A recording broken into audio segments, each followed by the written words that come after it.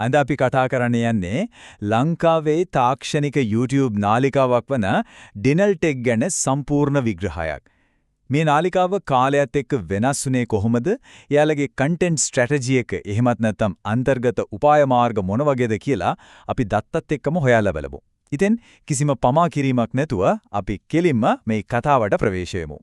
අපි අද සැලැස්ම ප්‍රධාන කොටස් 5කින් සමන්විතයි. ඩිජිටල් අනන්‍යතාවය, දේශීය සැබැඳියාව, බජට් හෙවත් අඩු මිල දෘඩාංග සහ ගේමිං, මෘදුකාංග පාඩම්, ඒ වගේම ප්‍රජාව සහ සන්නාමය. පළවෙනි කොටස නාලිකාවක පදනමේමත් නැත්නම් ඩිජිටල් අනන්‍යතාවය. වීඩියෝ 306ක්. නිකමඩ හිතලා බලන්න මේ අගේ දැක්කම අපිට එක දෙයක් පැහැදිලි වෙනවා. ඒ තමයි කිසිම දෙයක් නැති තැනකින් පටන් අරගෙන හැමදේම එකම තැනකින් ඉගෙන ගන්න පුරුවන් විදිහේ ලොකු ටෙක් ලයිබ්‍රරියක් හදන්න යාලා දක්වලා තියෙන අඛණ්ඩ කැපවීම. ඒ වගේම මේ අගේ දිහා බලන්න 3280කට අධික සබ්ස්ක්‍රයිබර්ස්ලා ප්‍රමාණයක් තාක්ෂණය ගැන ඉගෙන ගන්නම එකතු වුණු වෙනස්ම විදිහේ ප්‍රේක්ෂක පිරිසක් මේ නාලිකාව වටා රොක් වෙලා ඉන්නවා කියන එක මේකෙන් අපූර්වට පැහැදිලි වෙනවා. ඇත්තටම ඒක කැපිපෙනෙන වර්ධනයක්. දැන් අපි දෙවනි කොටසට යමු. දේශීය සැබැඳියාව එනත් නැත්නම් ලංකාවේ sannivedana සේවා ගැන එයාලගේ මැදිහත් වීම. මෙතන තියෙන විශේෂම කාරණාව තමයි අපිට එදිනදා එන ඩිජිටල් ප්‍රශ්නවලට මෙයාලා විසඳුම් දෙන විදිය. උදාහරණයක් විදියට සම්පත් විශ්ව සහ BOC Flex වගේ ජංගම බැංකුපරණ apps ඍජුවම සංසන්දනය කරලා අපිට පාවිච්චි කරන්න පුළුවන් හොඳම ඔප්ෂන් එක මොකක්ද කියලා ඉතාමත් පැහැදිලිව පෙන්වා දෙනවා. මේ උපාය මාර්ගයේ ටෙලිකොම් සේවා දක්වාත් විහිදෙන ප්‍රජාවගෙන් ලබා ගන්නා මනාපහරහා මොබිටෙල් සහ ඩයලොග් වගේ ප්‍රධාන සේවා සපයන්නන් ගැන සංසන්දනය කිරීම විතරක් නෙවෙයි Mobitel 1989 one shot ultra package SLT fiber updates ගැන පවා සිංහල භාෂාවෙන්ම ගැඹුරු විග්‍රහයන් මේ නාලිකාවේ අඩංගුයි.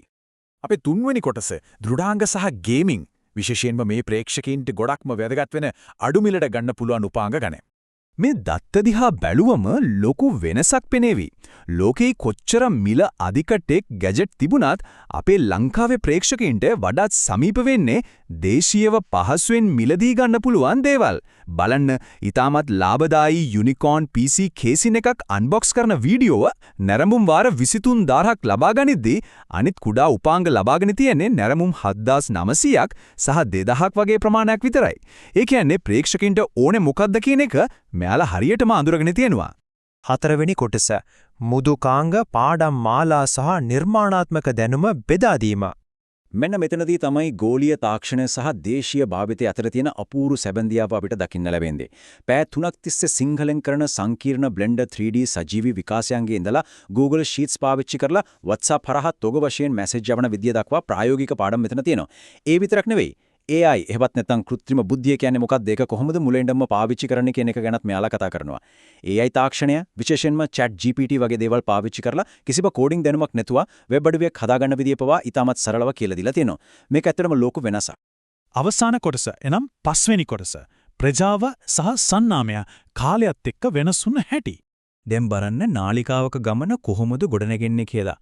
අවුරුදු 5කට කලින් සාමාන්‍ය ගැජට් අන්බොක්ස් කිරීමෙන් පටන් ගත්තු ගමන ක්‍රමයෙන් සංකීර්ණ පාඩම් මාලා දක්වා ඇවිත් අද වෙද්දි සම්පූර්ණයෙන්ම නවීකරණය වුණු ඩිජිටල් අනන්‍යතාවයක් දක්වා මේ නාලිකාව කාලයත් එක්ක කොච්චර දුරට මුහුකුරා ගිහින් තියෙනවද කියන එක අපිට මෙතනින් හොඳටම පැහැදිලි වෙනවා.